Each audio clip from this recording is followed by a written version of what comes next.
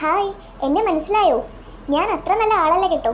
ഞാൻ സ്ത്രീകളുടെ ഗർഭാശയത്തിന്റെ ഉൾഭിത്തിയായ എൻഡോമെട്രിയത്തിൽ ഒളിച്ചിരുന്ന് വളരുന്ന ഒരു അപകടകാരിയായ കോശമാണ് എൻഡോമെട്രിയം ക്യാൻസർ. ഞാൻ എങ്ങനെയാണ് നിങ്ങളുടെ ശരീരത്തിൽ ഇത്രയും ശക്തനാകുന്നത് എന്നറിയാമോ? എനിക്ക് നിങ്ങളുടെ ശരീരത്തിൽ വളർന്നു പന്തലിക്കാൻ ചില സാഹചര്യങ്ങൾ ആവശ്യമുണ്ട്. നിങ്ങളുടെ ശരീരത്തിലെ ഈസ്ട്രജൻ, പ്രൊജസ്ട്രോൺ എന്നീ ഹോർമോണുകളുടെ ബാലൻസ് തെറ്റുമ്പോഴാണ് എനിക്ക് ഏറ്റവും സന്തോഷം.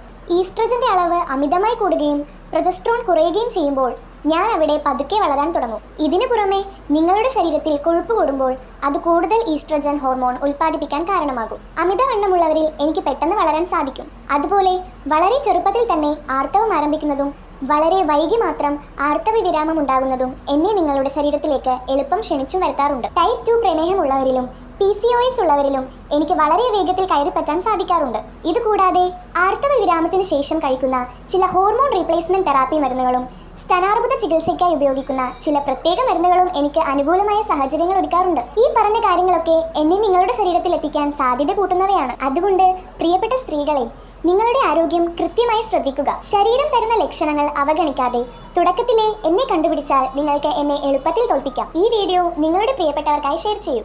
എന്നെക്കുറിച്ച് എല്ലാവരും ബോധവാന്മാരാകട്ടെ.